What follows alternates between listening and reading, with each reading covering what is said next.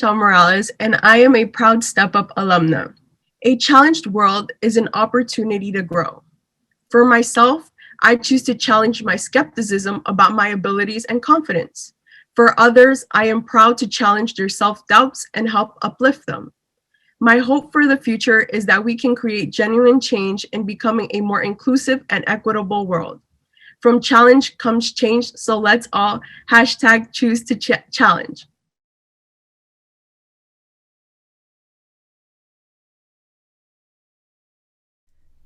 Hello, everyone. I'm Danny Washington, and I am thrilled to be here with you today at Step Up Together to present the 2021 Inspiration Award. I'm a TV presenter and science communicator, and also the original Mocha Mermaid. Yes, that's right. I have a fin and everything. I really do, though. I'm so excited to be here because a few years ago I had a chance to participate in the I Dream 2 conference that Step Up hosted in Los Angeles. That day, I met a young lady who has stuck with me ever since, who I remember meeting and having conversations with. And it was such a beautiful memory of that day and seeing myself in her so vividly.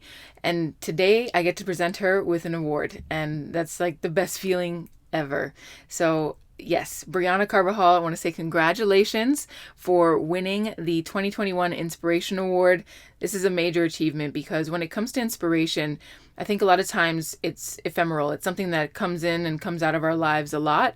But those people who decide to hold on to that inspiration and continue to use it as fuel to achieve their dreams and their goals and things that they hope to pursue in their lifetime, that is such a powerful gift. And I seek inspiration every day in my own life, and I know that this young lady Briana does as well. And I'll never forget the day that we met. I'm so proud of everything that you've achieved, Briana, and I look forward to seeing all the things you'll do in the future. I'm so excited for you. Congratulations on receiving this wonderful award. Thank you so much for that award. I am extremely honored to be here with you all today and to be receiving the Inspiration Award. It means so much to me, and I am so excited to have been in such a wonderful relationship with Step Up for so long, and this is just a culmination of that time together, so thank you so much. Hello, everyone. Since I live in Los Angeles, today I would like to begin by acknowledging the Gabrielino Tongva peoples as the traditional land caretakers of Tongvar, the Los Angeles Basin, and the Southern Channel Islands. My presence on the traditional, ancestral, and unceded territory of the Gabrielino Tongva peoples is an honor. I pay my respects to the ancestors, elders, and our relatives past, present, and emerging. We have the responsibility of understanding Indigenous peoples' experiences and cultures. Indigenous peoples have been here since time immemorial, and I await the day we can give stolen land back to its original stewards and guardians. I have had a long, wonderful relationship with Step Up, and I cannot thank them enough for their unyielding support over the many years we spent together. I was an anxious teen. I consistently questioned if I was good enough or if I was enough for the world. And Step Up wholly changed how I viewed myself and many others that I knew. And I learned what a healthy relationship looked like, how to hold my head up high, and ultimately that I was capable of doing everything I wanted to do. However, I feared South Los Angeles was holding me back. I had the misconception that I had to leave my hometown to be somebody worthy of changing the world. It wasn't until I took a cultural geography class at UCLA that revolutionized how I viewed my environment. I realized I was fortunate to call South LA my home. When we're raised in a particular surrounding, we often view it as typical and hardly question. However, all that time, I should have been asking, why? Why was there plexiglass between myself and the cashier? Why were the baby food and diapers locked away in the store? Why were there seemingly hundreds of security cameras at my local grocery store watching my every move? Why was I randomly searched at school? And why was my school under a freeway? And after 4 years, I learned that the root of the answer to all those questions lies in white supremacy and capitalism. Black and brown communities are villainized in the media. I had physical barriers between myself and a place of business because cities labeled us as dangerous. Most people worked minimum wage jobs and unfortunately could not afford essentials necessary to survive. Fundamentals were locked away because people stole them out of desperation. And my school was under a freeway because every student was a person of color from a low-income family without the time, resources, education, or organizing power to fight back. Communities of color that corporations can exploit are the ones most controlled. Now, South Los Angeles is full of beautiful, loving people and has a rich history filled with a variety of cultures. If you didn't believe or understand me when I said white supremacy and capitalism are the problem, allow me to connect the dots. White supremacy created redlining in the 1930s. Redline communities struggled to receive federal home loans, making property ownership much more difficult for residents. It also made getting home loans for improvements very unlikely. Therefore, neighborhoods fell into a vicious circle of decline. The inability to access these loans led to the physical deterioration of a community's housing stock, reinforcing the red line designation.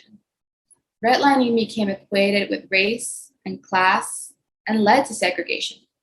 Red line neighborhoods also sat closer to industrial areas and environmentally compromised settings, exposing residents to health risks and crime.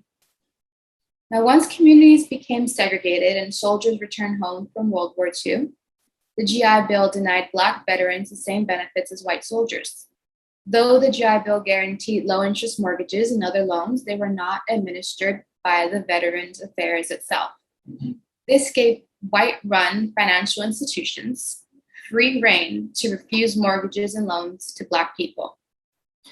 As soon as white families made up the majority of homeowners, single-family housing in the 70s created the urban sprawl we see in LA today. Single-family zoning drove home prices way up, which led to the pricing out of communities of color that lived there for generations, and even the violent removal of people from their homes to make way for gentrification. A horrific example is when Dodger Stadium destroyed the Chavez Ravine. Hundreds of Chicano families were kicked out of their homes in the name of eminent domain. The stadium has a parking lot so large you could fit 10 stadiums inside of it. But rather than make the stadium accessible via public transportation and use that parking lot space to build multifamily housing, Los Angeles was designed to make us reliant on cars and freeways that ultimately pollute socioeconomically disadvantaged communities. Now, 60% of the wealth in the United States is inherited, not earned. According to a National Low-Income Housing Coalition report released this year, a minimum wage worker must now work multiple full-time jobs to afford rent on an average two-bedroom apartment in any state, city, or county in the United States. You mathematically cannot pull up your bootstraps to afford safe housing in the United States, no matter how much you work, especially when BIPOC families affected by the trauma of slavery and racism had been kept out of the financial market for hundreds of years and still have not been financially compensated for it via reparations.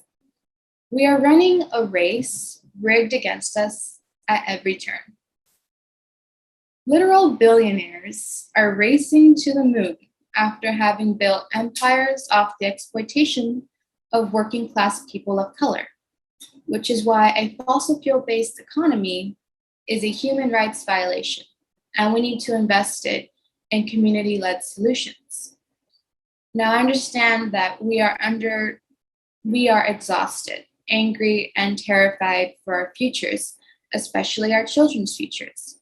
We just survived a global pandemic, and the Gulf of Mexico was on fire. And that is some serious apocalyptic shit.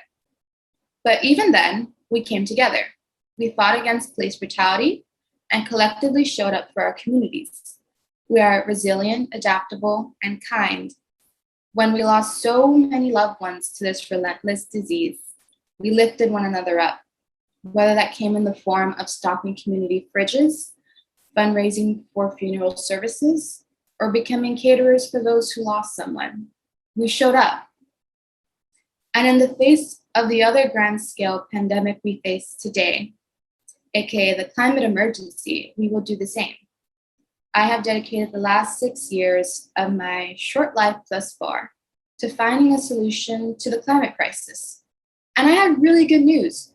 We have an answer to climate change. The damage is repairable. If we reduce CO2 emissions by 45% from 2010 levels by the year 2030, we can keep the planet from boiling over 1.5 degrees Celsius as in the Paris Agreement. That sounds easy enough, right? Well, the problem lies in how we get there. Only 100 companies are responsible for 71% of global emissions, and they have tons of money that enable them to lobby the government. And they have policymakers include fossil fuels in their climate action plans, which is infuriating. It's scary to think that even if everyone took individual action for the planet by riding their bike to work every day, using metal straws, or recycling, it still isn't enough. Collective action is what will save the planet. Grassroots organizing, people power, and getting angry enough to do something about it together is the only path forward to creating a livable future for our children. I don't think many people who are not Indigenous make the connection that they are an ancestor. According to the climate clock countdown, we have 6 years to leave behind a world where we're not the cause of future generations' pain and suffering.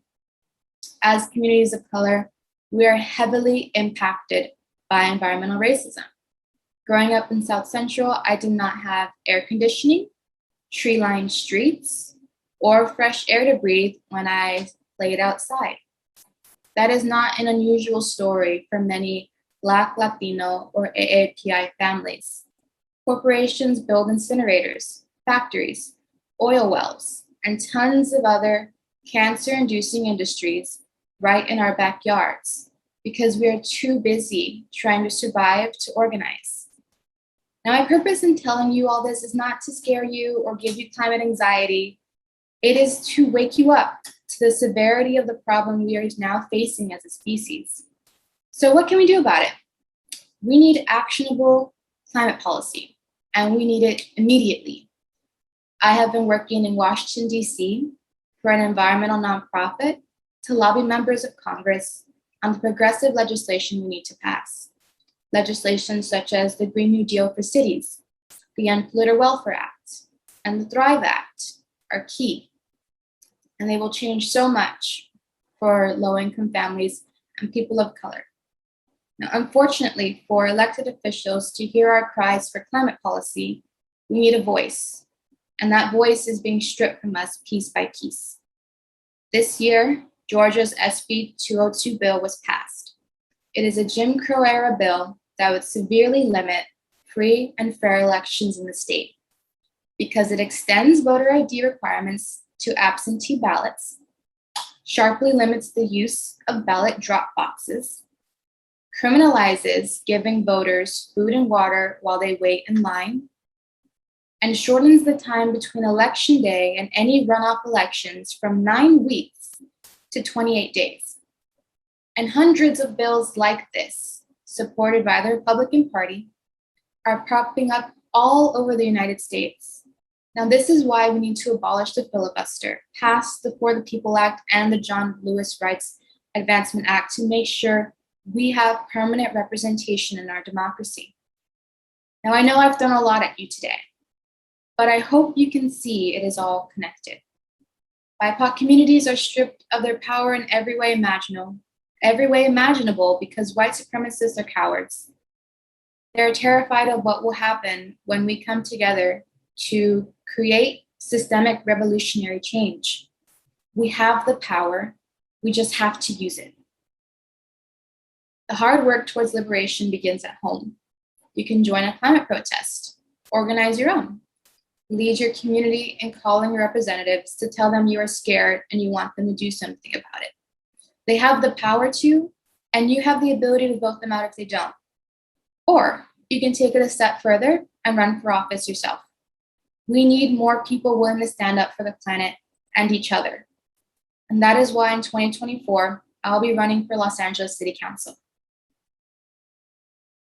For our guests, today's session has been offered in support of Step Up, the mentorship nonprofit supporting girls and gender-expansive teens as they pursue their dreams of success. Step Up hopes to raise over $500,000 today to fund mentorship programs that support teens and young adults in becoming confident, career-focused, and ready to join the next generation of leaders. Please consider helping us reach this goal by visiting the donate icon on the Step Up Together website or app. Thank you so much for joining us. They say the best days are yet to come, but I know that ain't true. When the world gets the worst of me, I'm still my best with you. We don't stare into the ocean, we just dive into the blue. They say the best days are yet to come, but I know that ain't true. Oh,